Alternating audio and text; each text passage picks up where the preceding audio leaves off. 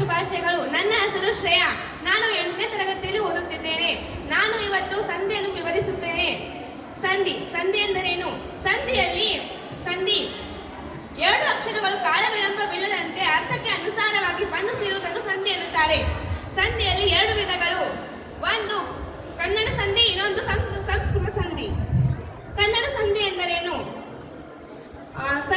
ಸಂಧಿಯಾಗುವುದಕ್ಕೆ 2 ಪದ ಬೇಕು. ಒಂದು ಕನ್ನಡ, ಇನ್ನೊಂದು ಸಂಸ್ಕೃತವಾದರೆ ಅದನ್ನು ಕನ್ನಡ ಸಂಧಿ ಎನ್ನುತ್ತಾರೆ. ಕನ್ನಡ ಸಂಧಿಯಲ್ಲಿ 3 ವಿಧಗಳು. ಮೊದಲನೇದು ಲೋಪ ಸಂಧಿ, ಎರಡನೇದು ಆಗಮ ಸಂಧಿ, ಮೂರನೇದು ಆದೇಶ ಸಂಧಿ. ಎರಡನೇದು ಸಂಸ್ಕೃತ ಸಂಧಿ. ಸಂಸ್ಕೃತ ಸಂಧಿಯಲ್ಲಿ 2 ವಿಧಗಳು. ಸಂಸ್ಕೃತ ಸ್ವರ ಸಂಧಿ, ಸಂಸ್ಕೃತ ವ್ಯಂಜನ ಸಂಧಿ. ಸಂಸ್ಕೃತ ಸ್ವರ ಸಂಧಿಯಲ್ಲಿ 4 ವಿಧಗಳು. ಮೊದಲನೇದು ಸವರ್ಣ ದೀರ್ಘ ಸಂಧಿ, ಎರಡನೇದು ಗುಣಸಂಧಿ, ಮೂರನೇದು ಎಣಸಂಧಿ, 4ನೇದು ವೃತ್ತ ಸಂಧಿ.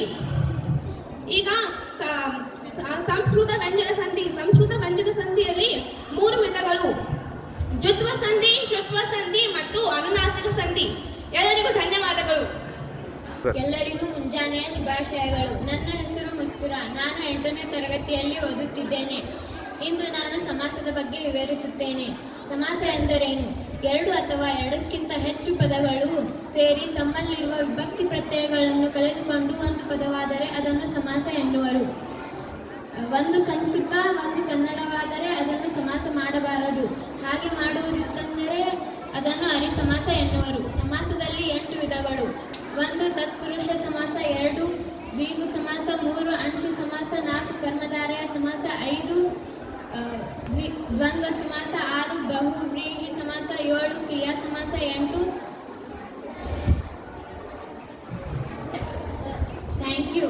Have a nice day. ಮುಂಜಾನೆಯ ಶುಭಾಶಯಗಳು. ನನ್ನ ಹೆಸರು ಶ್ರೇಯಾ. ನಾನು 8ನೇ